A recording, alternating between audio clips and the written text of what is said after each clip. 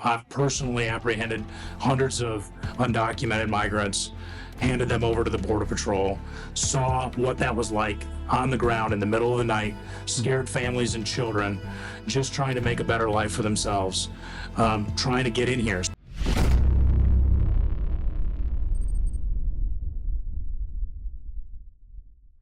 Well, we're in the capital city of Jackson, Mississippi, with the Mississippi Development Authority with Director Bill CORK, and so glad to have you on the podcast, Bill. I'm so glad to be here. Thanks for having me. Well, first of all, also thank you for allowing us in your office. Some of the best views I've ever seen in Jackson, and there may be some history here. So tell us a little bit about your office. Well, it's certainly one of the best offices in state government. I'm very blessed to be able to be here.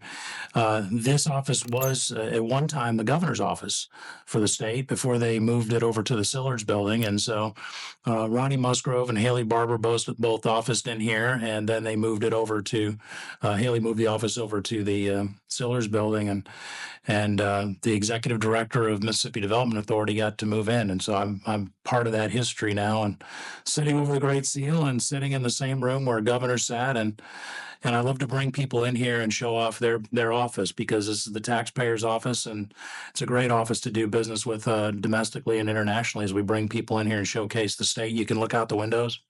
You can see the Capitol and the Supreme Court, and if you look out one window down here, you can catch a glimpse of the governor's mansion. So you're sort of overlooking the whole governmental complex in Jackson, and it's a real honor to be in a room like this. We're on the 15th floor. Is your office?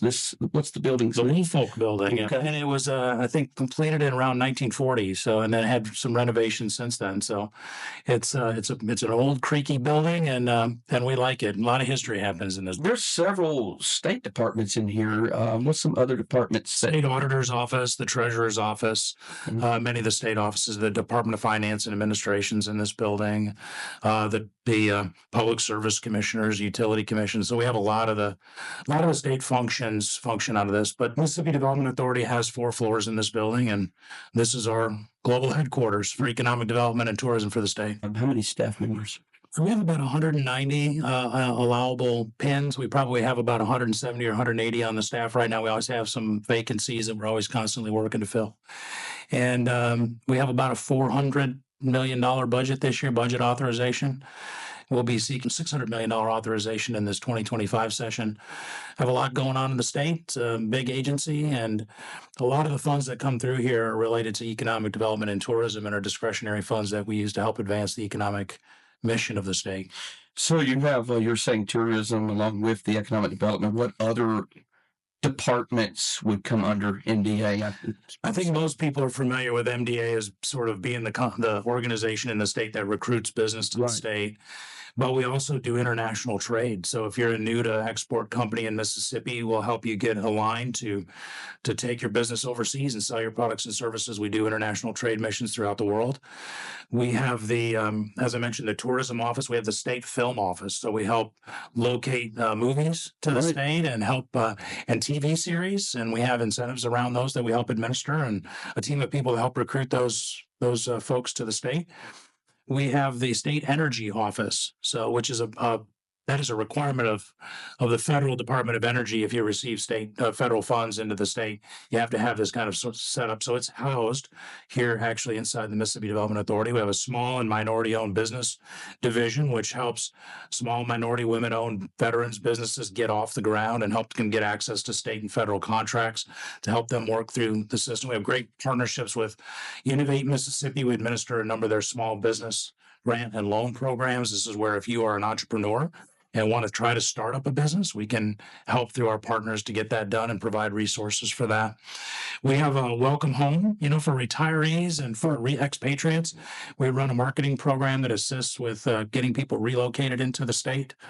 We have the state's disaster recovery office. So although the Mississippi Department of Emergency Management handles most of the immediate response, the long-term federal response grant funds, a lot of that comes through the Mississippi Development Authority. And we also work on community incentives, small town revitalization projects, infrastructure development through a variety of different programs. So really runs the gambit. Obviously, you answer directly to the governor. How do you meet? When do you talk to him?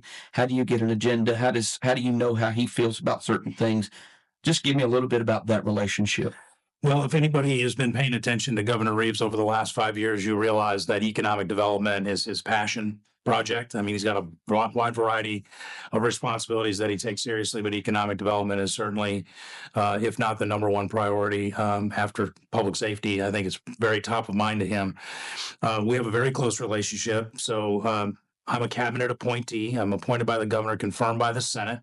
I serve at his will and pleasure, and we meet at least weekly and probably see him and spend time with him more often than that. But we have our standard weekly meeting. We have an agenda of issues that the agency is moving forward and that we get his buy-off on.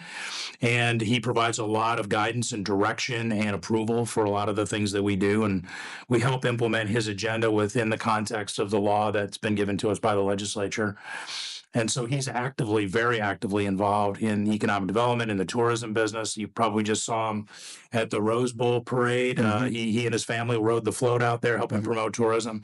And just recently, he was just over in Meridian announcing another new $10 billion data center, doing the groundbreaking for that. So he's very, very engaged, not only in sort of the public-facing activities, but the behind-the-scenes negotiations with just about every major project that we do. What's it feel like during the week for you? Office hours, traveling? Just give me a little insight about what you do during the week. We have an amazing staff here at MDA, which gives me a lot of freedom to do what I like to do and what I'm good at. So that's a great blessing. Most of our department heads in those departments that I discussed with you are semi-autonomous. So they have a lot of delegated authority to execute the mission of the business.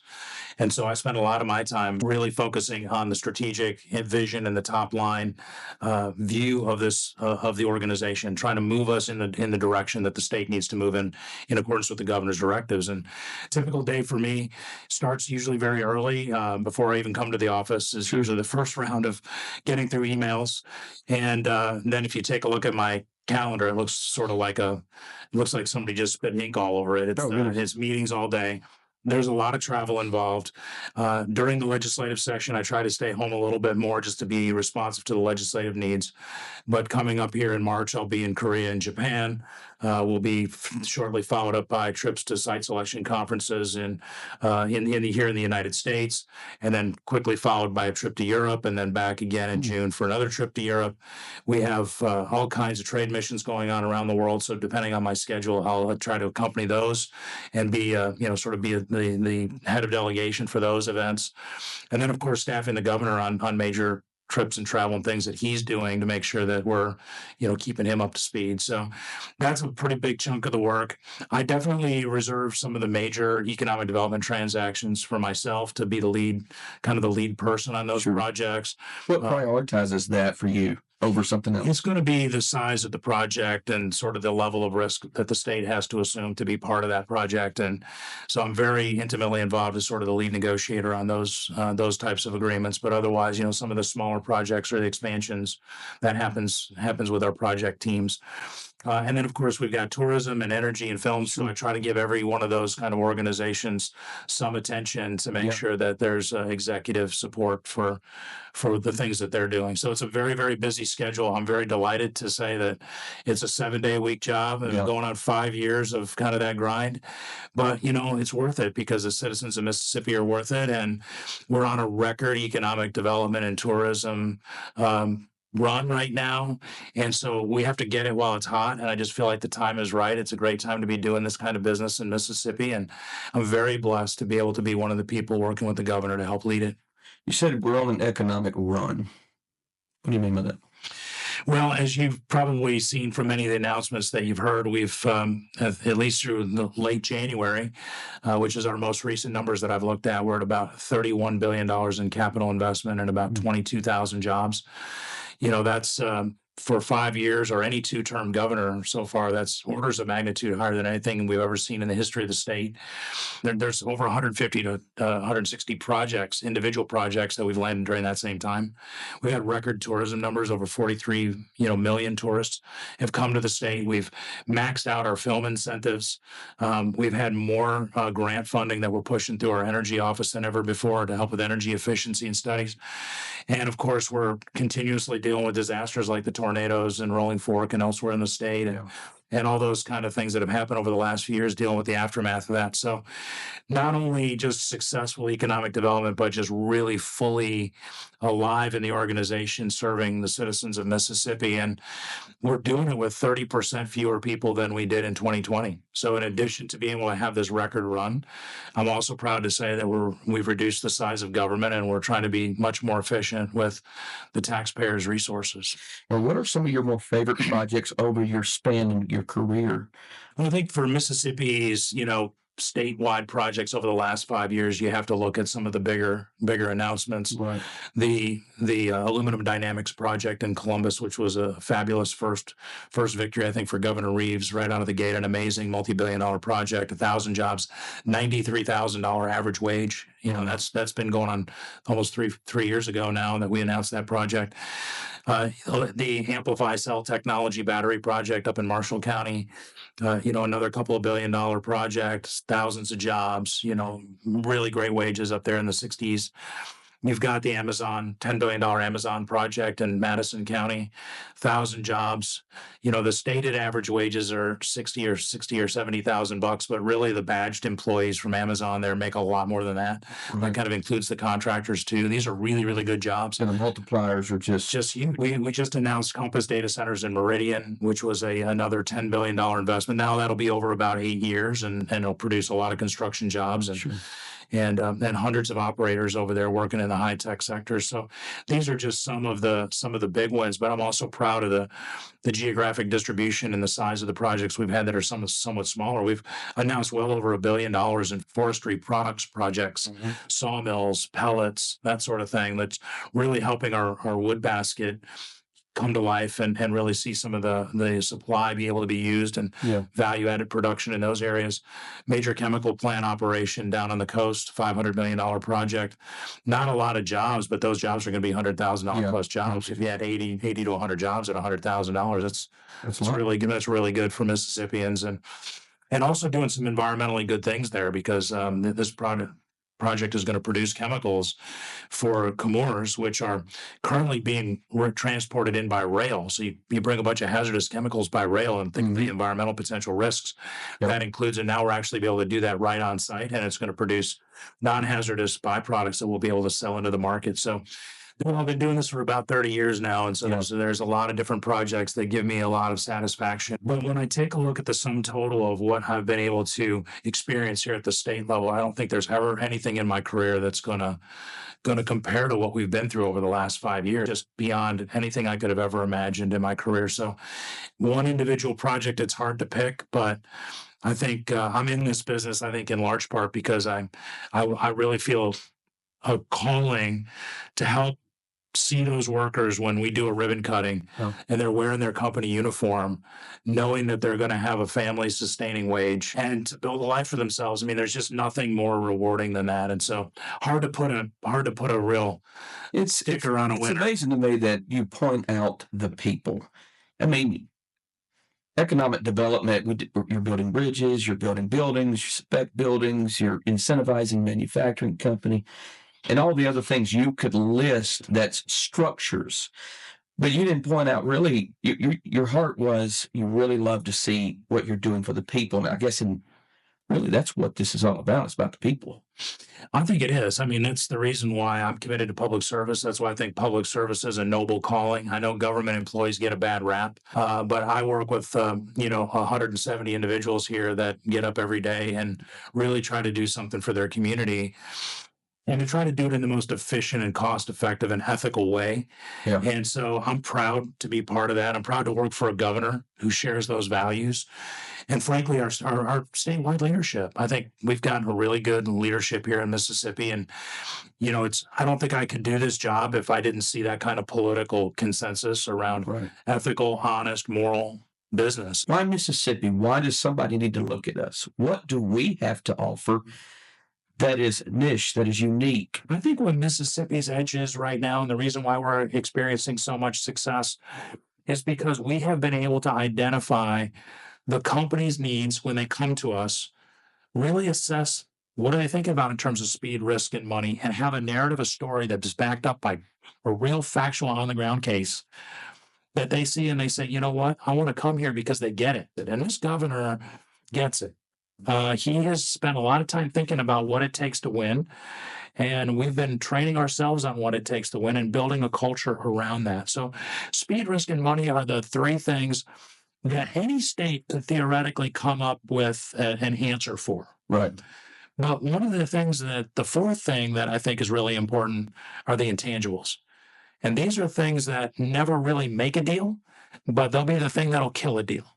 Okay. And things like our state flag, that was an intangible. We couldn't tell you how many deals that we lost for that, Really? but we could tell you that it was a problem. It was an intangible problem for some people, and especially businesses. They want to associate their brand with good quality values driven brands, and the state has a brand. And so we have to build on our brand to help build that story that helps them address those intangible concerns. And let me ask you about the factory side of things, though. So you're incentivizing, you're looking at what they're looking at. What's their metrics of looking at the mighty Mississippi that we are?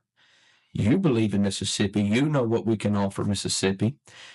We get that manufacturing company here, or that business, or that investor.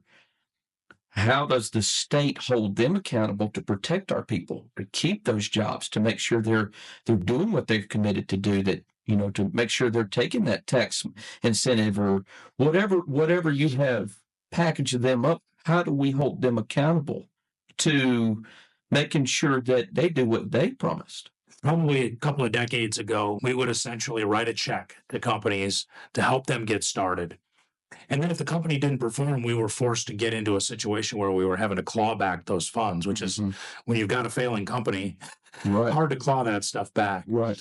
So some of the changes that we've made in the state is to develop incentive programs like the Mississippi Flexible Incentive Tax Credit program that was put into place a couple of years ago is really more performance based. So we start out and say, look, company X, if you're going to do this project, you're going to create this jobs, you're going to do this number of this amount of capital investment, we're going to give you a credit authorization. Mm-hmm. And then as you perform along the way, the benefits will then flow. So we don't give it to you up front. It comes to you over time. Much like a contractor would take a draw. That's right. So we want to make sure that the performance is on track and that the company's doing what they're saying they're going to do before they receive the benefit. So we've gotten just very, very conservative with this approach. And we've seen over the last 5 years that our cash grant numbers have dropped very, very low, and our performance-based tax incentive have gone much more used. And we just think that's the right way to go. And that's thanks to the leadership of Governor Reeves, Lieutenant Governor Hoseman, and the House. They did a really good job of coming together to kind of position us well in this regard. Look, our doors are wide open for business, but we don't incentivize every company that comes here. Well, what do you mean you don't incentivize every company? Think of it this way, we don't generally incentivize retail. So like if Walmart opens up, we don't help Walmart open up. So those are more service related, local kind of spent restaurants, the barbershops. Just a good question for our audience. Why wouldn't you? This is kind of a little bit of an economics debate right now. But our philosophy is pretty simple. That is, in order to develop your economy and to grow your economy, you must generate export income. And I'm going to use a very classic example of this that you'll all be familiar with. You earn your paycheck here in Mississippi, and then you take your money and you go to Orlando to Disney World. Mm-hmm. Okay, you're taking your money out of Mississippi and you're dumping it into Orlando. Okay, and the more people that dump that money into Orlando, the better Orlando's economy gets. Sure. Okay, so we call that, for Orlando, they're receiving net export income. It's income we're exporting from our area into their area. We try to attract businesses and incentivize businesses that produce net export income. So our tourism economy is very well developed, and we spend a lot of money on advertising because we hope to get a good return on that by bringing more visitors here to dump their money into the state. Now, when a company comes here, we look at that company and we say, is that company primarily generating business that serves the local market? Or is it business that is going to be sold outside the state? Nissan's a classic example of that. We don't consume 200,000 of their cars every year that they make there. Then we sell them all over the world from here. That's creating net export income for us. So federal government spend is another one. We have a big focus on defense and federal government spend. Think of all those. I mean, we're collecting taxpayers' money up from all over the United States, and we're pumping it into Mississippi for defense-related activities. That's creating export income for us. Okay, so that export income then comes into the state, helps enrich those companies. They pay people. Yeah. They increase the employment. Those people then go to the retail establishments, go to the grocery store. It doesn't make sense for us to incentivize another grocery store in town. We're just moving money. We're just moving from one grocery store to the other. That doesn't make sense. Or our next restaurant. What we want to try to do is grow the top of the funnel, make sure more money is coming into the communities through this net export income, that these companies are hiring more people, buying more goods and services locally. So we create net export income, and we prevent leakage. So the other element of this is we try to find out companies who are buying things outside the area to support their business here and attract those companies to the area so that we get to capture more of what we call the churn. Yeah. Okay. So this is the reason why not every company gets an incentive. If we're doing our job at the top of the funnel, putting money into the communities, that'll take care of itself. The market will take care of the rest. Absolutely. We've just elected in our country a new president, President Trump. How is he going to benefit our state with his policies? Well, I think it remains to be seen. Sure. But I like the direction it's headed. I think we benefit a lot from his narrative around more companies that are making things that we're buying from overseas and bringing them back home so that we can sell the things that are made here or back overseas. All those more things made here and sold abroad. He thinks that's better for America. And I think, frankly, based on the conversation we just had about net export income, that makes sense to me. Now, how it's done and all that is yet to be seen. Yet to be seen. But the general idea of a resurgence in American manufacturing and making things here, I think not only makes good sense from an economic standpoint and for our citizen standpoint, but it's also a national security imperative. I mean, the fact that we were not producing enough steel here, if we had to mobilize for a war effort, where would we get it from? A lot of those countries may be unfriendly to us, so we'd be in a jam. I saw in the very first term of Trump, with his tariffs on things like steel and other things, we saw a sort of an initial negative reaction, but then we saw a massive surge of investment in base metals investment in the United States, and we saw that resurgence, and that doesn't get enough of a headline. That can't happen overnight. It takes a long time to build a new steel mill or a new aluminum mill.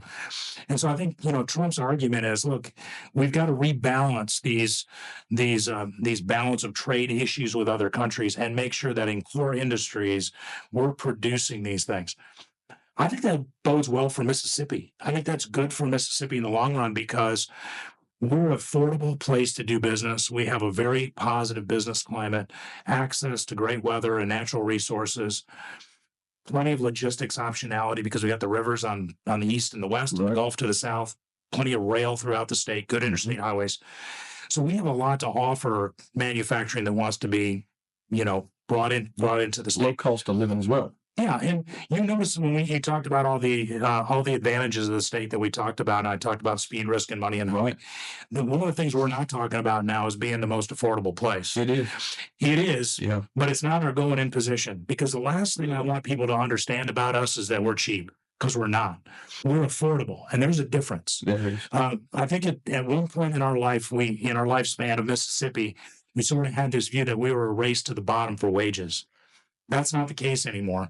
We're still very affordable, but all these jobs that we've talked about, most of them are averaging in manufacturing wages in the $60,000 a year range. These are not $15 an hour jobs. I mean, these are good family sustaining wages with benefits. We think we can compete with other states in the Southeast Conference, which is the most competitive manufacturing area of the United States right now. We think we can compete on those wages. But we're not anxious to race to the bottom. We want to just be a little bit more competitive than the next guy over.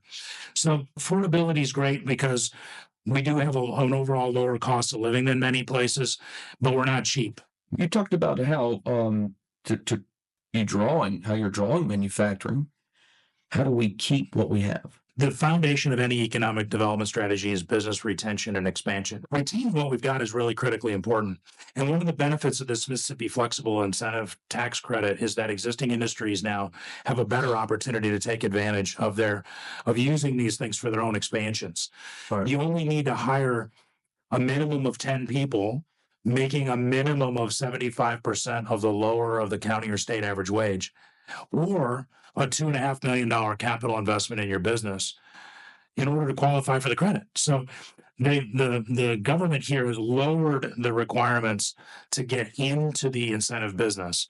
And we did that because there was a lot of small businesses that were complaining that, hey, look, I'd add a new production line to my small business, or I'd add a new bay to my shop, or I'd add a new set of welding booths to my fabrication facility.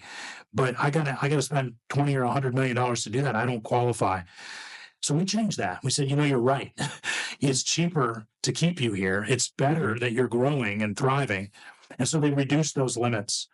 So the state does have an answer that's recently come in the last couple of years to really help our existing industries retain here. So what about tariffs? Let's go back to the tariffs. Many people say they're concerned about inflation, maybe an economic war. What is your insights? I know you say tariffs probably in the long run we win the game. Does that hurt us in the short term?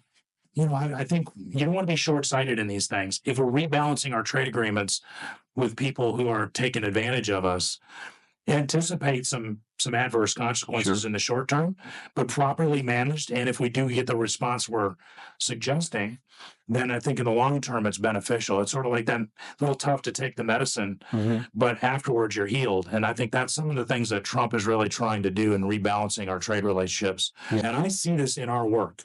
I'm all over the world. I'm talking to these countries, their representatives and companies in these countries, and we have very frank conversations about the status of our trade relationships. And there are some very out of whack trade relationships that we have now that I think the president needs to get right. And I think that's one of the things he ran on. And I think that's one of the things we hope to see, come out of this second Trump term. Look, America is still the biggest market in the world.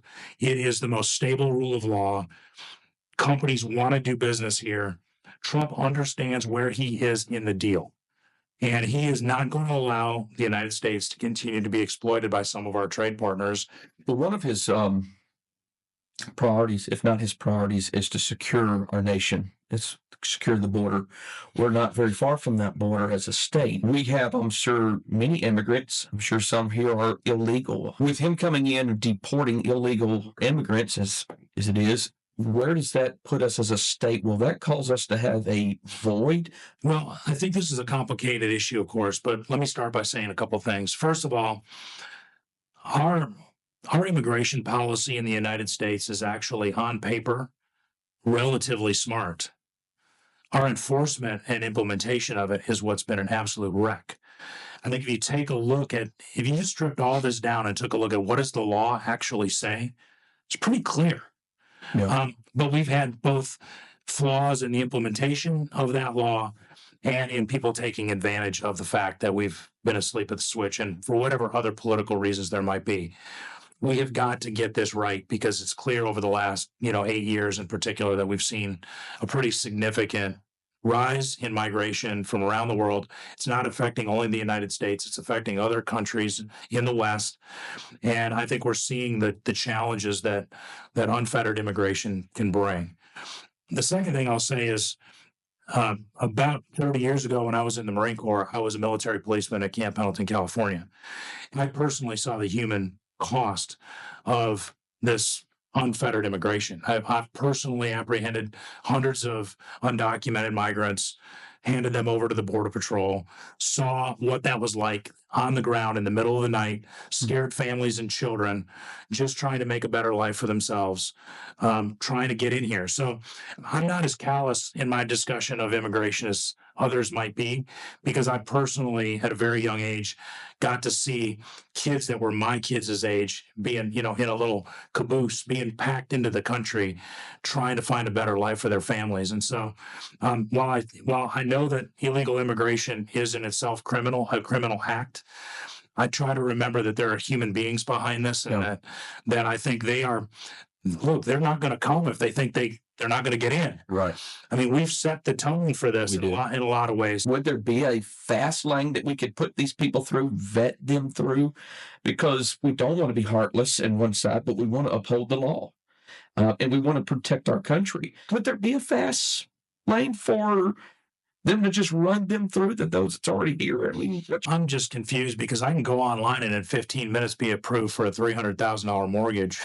That's a good point. And it's just it's surprising to me that we don't have the systems in place to properly vet and, with all the bio-identification we've got and everything, to be able to put people through a fast lane. But I do think that the Trump administration, from what we know about the immigration policy, still early. We just got a Secretary of Homeland Security. What they've said so far is that they're going to there's going to be a hierarchy of priority. They're going to prioritize criminal aliens. They're going to prioritize those that are off the grid, not part of the system, don't have a job, and that are causing trouble. And then they'll work their way down until we finally get to the dreamers and the people that have been here a long time and all that. And look, I don't know why I feel this way, but I think we have to take this approach. But Donald Trump seems to me to be a very pragmatic guy. He's not an ideologue in a lot of ways. I think he understands that if we can get control of the border, so we can control who's coming and going, we can eliminate the criminal aliens and a lot of the people who took advantage of us in the last few years. And the drugs, trafficking. And the drugs and all of that kind of thing. We can get the kids identified and addressed. Yeah. We can solve some of these really heart-wrenching issues that are causing victims at all levels. I think you're going to see Donald Trump be the kind of guy that will talk about a fast-track work program, amnesty, whatever you want to call it. But I just don't think, 20 million people being evacuated from the country is going to be pragmatic. Right. And, look, I'm a Roman Catholic, and a lot of the migrants that come here are Catholic. I see them every Sunday and at our, during Bible study, and I pray with these people in church. And we know that a lot of these people are not here legally, but they're good people. Sure. And they're just trying to make a better life for their family.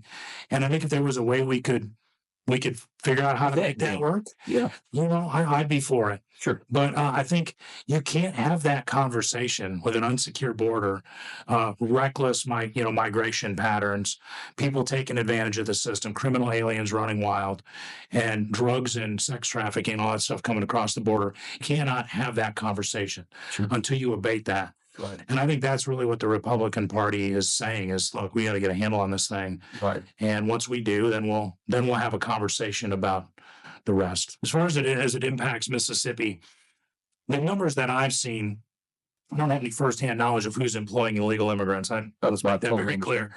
But from the numbers I've seen in aggregate, the estimates show that Mississippi has a lower percentage of undocumented or illegal immigrants in our state than most other states. The percentage is very, very low for us. With the roundups of these of undocumented folks, you're going to see negative impacts. Yeah. But I would also just make an appeal to the citizens of Mississippi.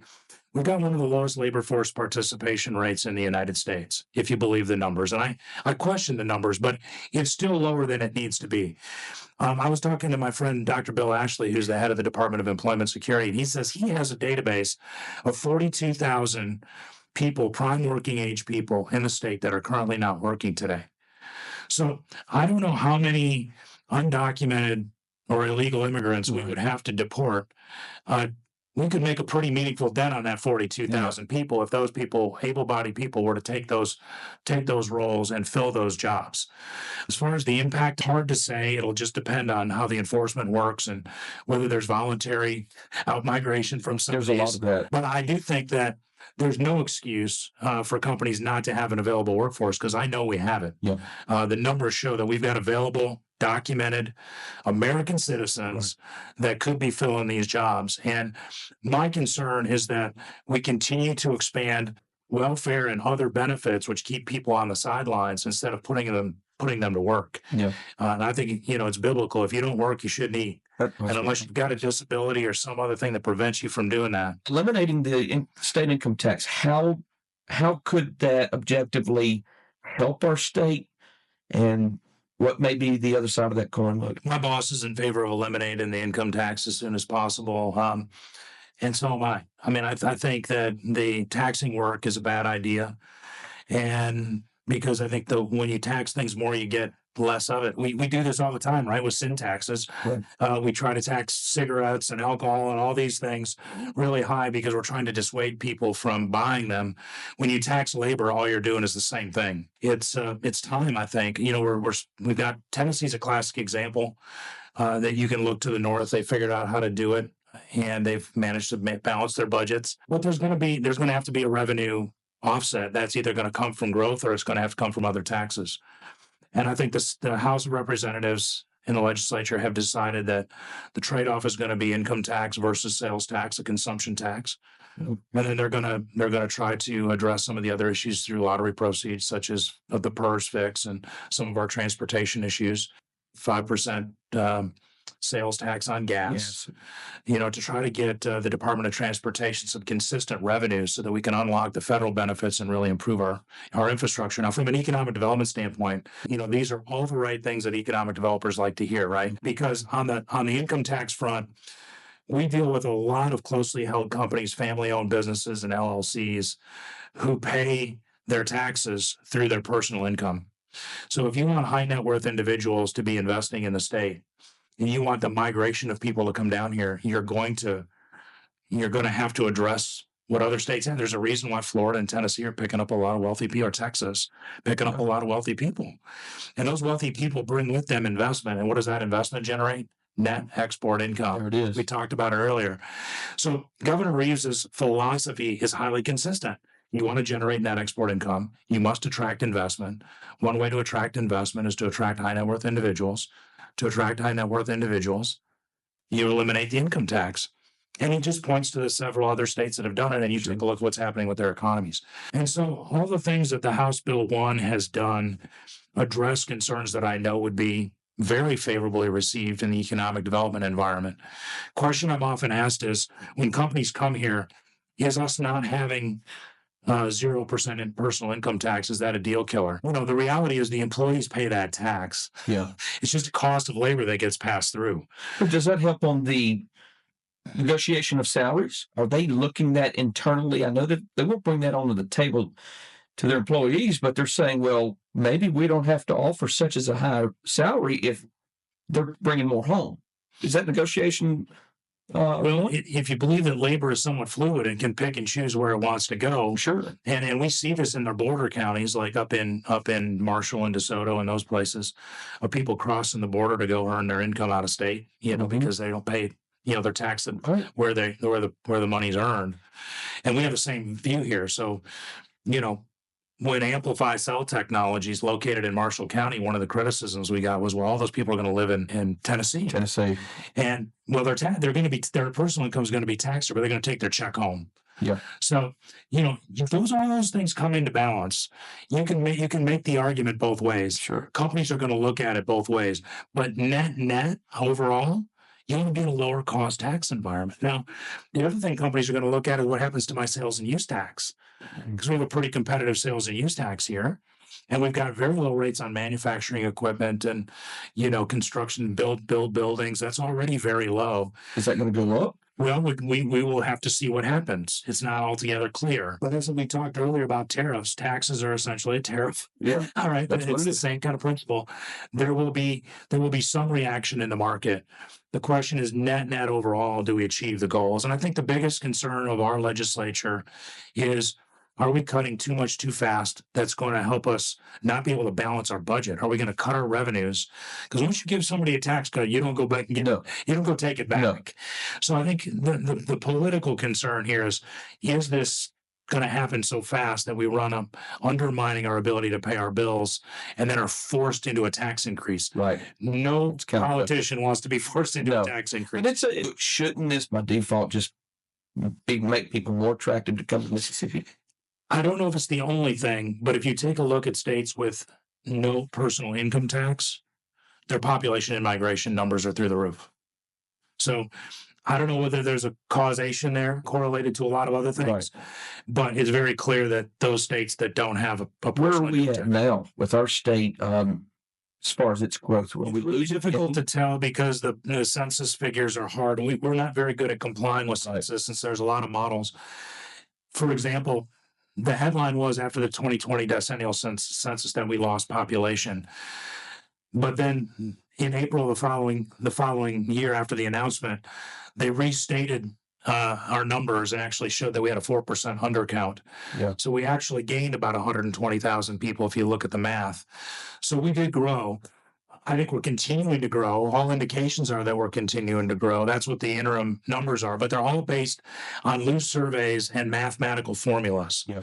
not on the actual, And let's be honest, counts. that probably system's broken how they take the census as well. I mean, you got to fill the card out, and people don't know how that affects your representation. And Mississippians are notoriously skeptical of government and don't like to fill out their forms if they don't have to. And so we had a very low response rate, which means we had a very high undercount.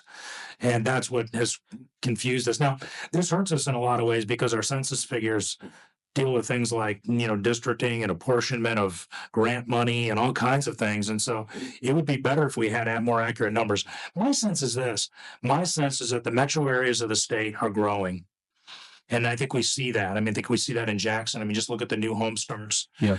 You look at the number of population in migration to the universities and colleges in our major nodes around the state. Those areas are doing well. Where we're seeing population out migration is in the rural areas.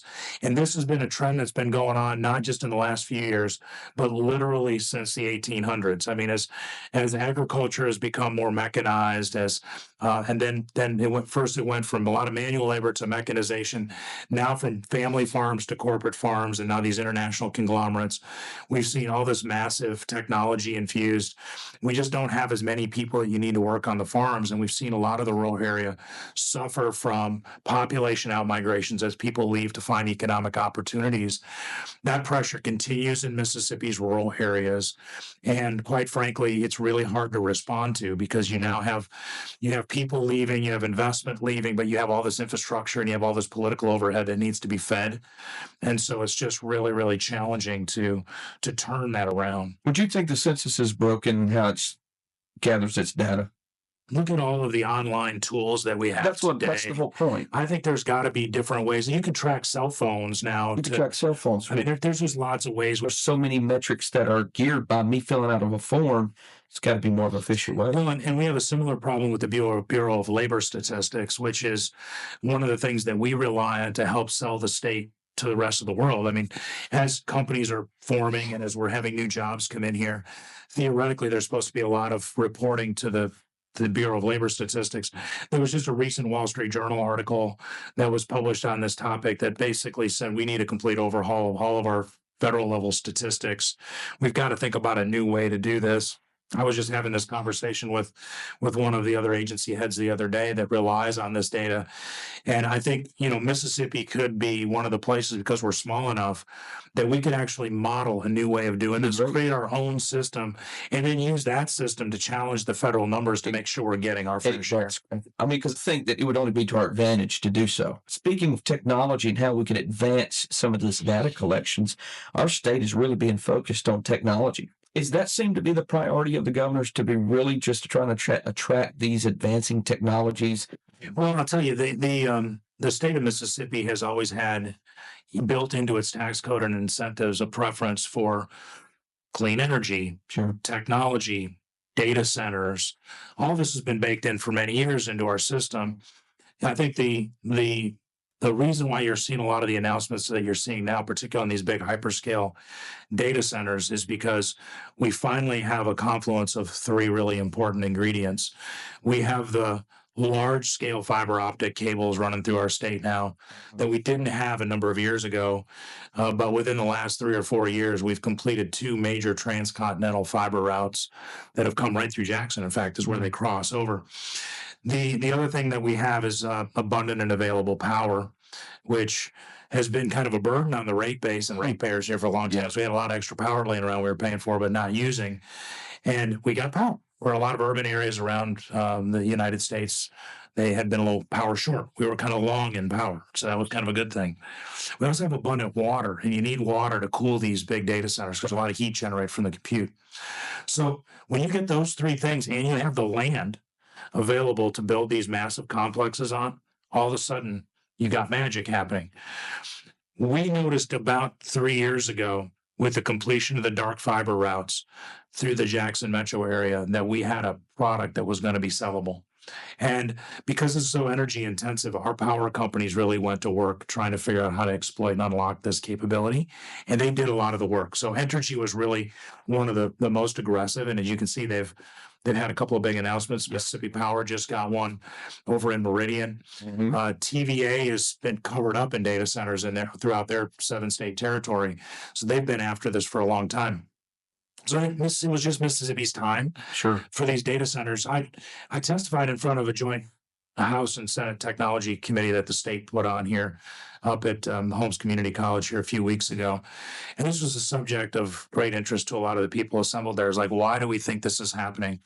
I think part of it is these organic, we talk speed, risk, and money. You got to have the product and the capability to deliver to these companies or they won't come. Right. And now we have it, so they're coming.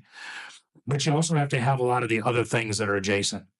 So we've really started to invest in the kind of workforce training to support this around the hyperscale data centers. So Accelerate Mississippi, for instance, Dr. Courtney Taylor and her team are working on the construction jobs to build these. They're working on the fiber and other technology people that work in the buildings, the fiber splicers that hook all this compute together, the HVAC technicians that are going to run all the cooling systems. So we're kind of focusing on that. Then there's the engineers in the building. Yeah. And those engineers in the building that are doing the network engineering and ultimately all the other artificial intelligence and that sort of thing that's going to happen there. Places like Mississippi State, the Mississippi Cyber Initiative on the coast, Maine, which is the Mississippi Artificial Intelligence Network, through Gulf Coast Community College. All of a sudden, we're seeing these programs blossom now that are focused on hyperscale AI machine learning.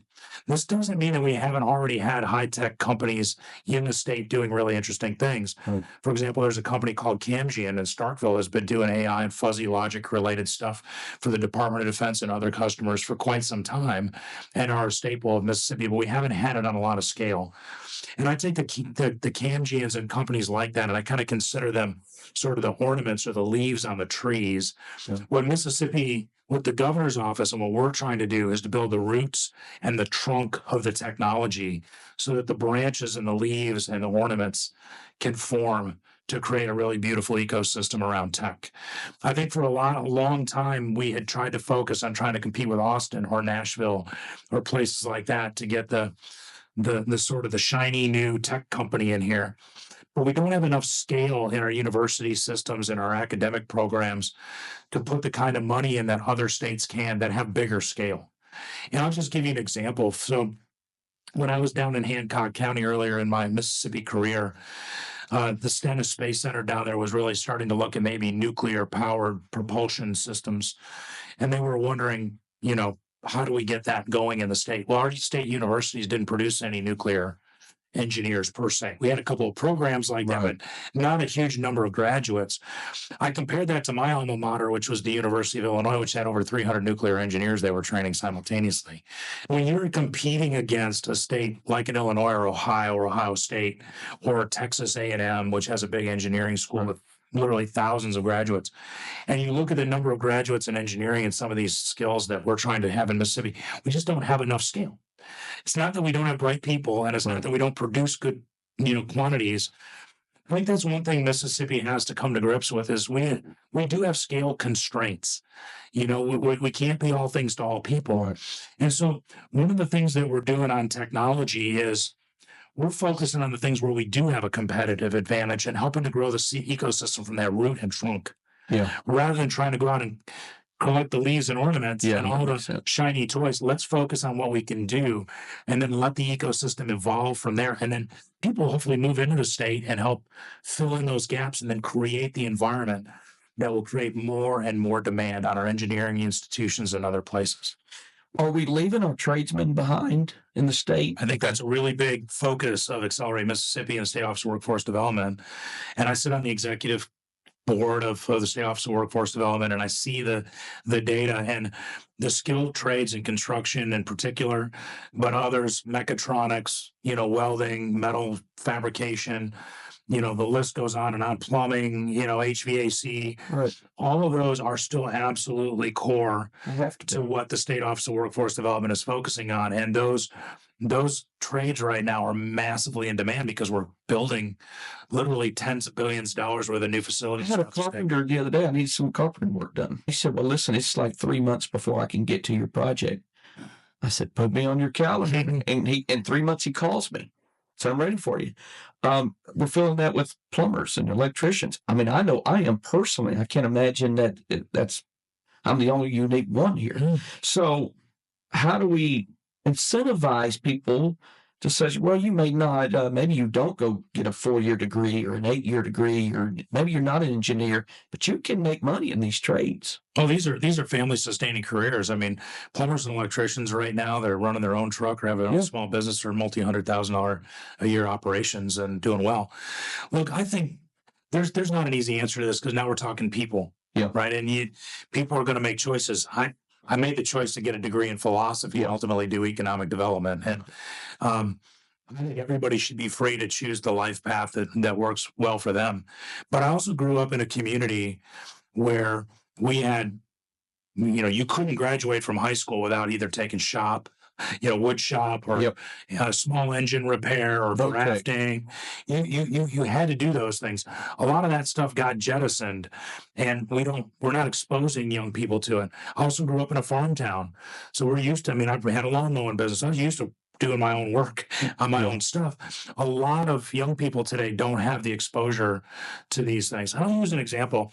I was invited to speak to the parents of incoming 6th graders to the Hancock Middle School. And I had to do 2 sessions because there was like 600 students. And so you get all their parents or guardians coming in. You got like 6 or 12, between 6 and 1,200 people showed up for this thing. I took all of the logos from all of the industrial manufacturing operations in the county, and I put them on a PowerPoint slide, and I put them on a screen, and I asked by a show of hands, how many people in the audience either worked there or knew somebody that worked at one of those places? And less than 10% of the people raised their hands, which was a surprise to me. Yeah, it would be. Most of the people I discovered through another question didn't even know where Port Bienville was, which is where a lot of the major industrial manufacturers are, because you have to really want to get there. It's off in the middle of nowhere. And there was a lot of citizens that had grew up in Hancock County their whole life and had never been there to see the factories that were there. To me, that's a big. We change that perspective. It's like we have got to get young people, as they're thinking about what they want to do for the future, to know what job opportunities are available in their own town. Right. If we want these kind of things, we have to be able to create the culture around it. And the way to do that, I think, has to be industry-led, because the industry has the people that do this. That's right. They have the skills to do this. And trying to go in all of a sudden and create a whole new culture in our K through 12 system by expecting parents and teachers who don't have this experience to all of a sudden get enthused about it. Yeah. I think that's a fool's errand. What I see going around Mississippi, the places where we have organically developed companies that have really good employment retention and recruitment, they have great relationships in their local schools. Mm-hmm. One of my favorite TV shows growing up was like Sesame Street and Mr. Rogers' Neighborhood. And, they always used to have, like the little trolley on Mr. Rogers' Neighborhood used to take you through the little dark tunnel, and you'd wind up in a crayon factory or a lollipop factory where they make ice cream sandwiches. And I still can think back to how much joy I got with a surprise of where the trolley was going to end up and what they were going to make, and trying to figure out how these things get made. And I still, when I walk into a brand new factory that I've never been in before, and I see how they're making whatever it is, I still get that same, I love it. Same thing. And I don't know how you put that passion into people, but you got to expose them to it. I was exposed through TV to how crayons get made, and I fell in love with how things get made. And now today I get to help be part of growing those types of businesses. I think we need, and by the way, when I recruit and hire people here, one of the questions is, what's your intellectual curiosity? Yep. I mean, what gets you excited? And if somewhere in that conversation, it's not about people getting a job, industry, business, a fascination with finance, they're not going to do well here. They may be able to fill out whatever forms we have to fill out around here, but they're not going to wake up and be passionate about it. And I think the only way young people are ever going to get a passion for the trades is to be exposed to it. Like I was exposed to interesting things. My dad was a landscaper. My mom was a maid. We spent a lot of time working with our hands. I had my own lawn maintenance business. I got to see how I accomplished work that saw the result. I got paid for it at the end of the day. Yeah. I mean, all of those kind of things. I think we need to re-expose young people to those experiences, and then eventually they'll find their trolley in which kind of place it wants to land. And I think we'll find more people landing in the skilled trades because they'll see how rewarding it is to actually, take things apart and put them back together and build and fabricate things and see how the crayons get made. I'll just leave you with the closing remarks of what you feel you're hearing most of, and what you feel the local towns and communities are kind of crying out for. What would your closing remarks be? So one of the things that I like to share with communities, if you want to be successful in economic development, you must be able to get yourself around a table with your community leadership, influencers and business leaders, and identify for yourself what it is you want to try to achieve. And to do that based on data and facts with some aspiration for where you want to go. Sure. But not every place is going to get everything. And so, but every community can get something. That's good. Okay. And I think that's the key. And all it takes is one foot in front of the other. Yeah. It's the same with small business owners. If you don't get yourself organized and then act, you're never going to see the results. Right. And with big projects like we saw with Amazon or Meridian's Compass Data Centers or Aluminum Dynamics in Columbus, every single one of those locations started over a decade ago, preparing those sites, getting their community alignment, putting their own skin in the game to invest in those sites to see the fruits of what they were going to see. Now, not everybody's going to have the resources to do that in every community in the state to do something on that scale, but you've got the resources and you'll have to put the skin in the game to do something. Yeah. But you cannot wish it into existence. And I think that's what I spend at least one day a week. It's why I do podcasts like this. I think most people are frustrated. Why can't I get for my community? Or why can't I get for my business? The answer is pretty simple. It's a pretty simple formula. You got to get yourself aligned and organized. You got to quit fighting amongst yourselves. Yeah. And you've got to just make a decision to act. And then you got to be patient.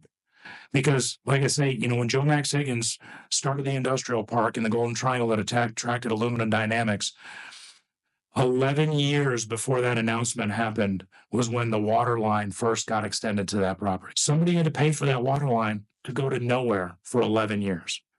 So these things, they take some risk. They take some investment. They take some skin in the game. Yeah.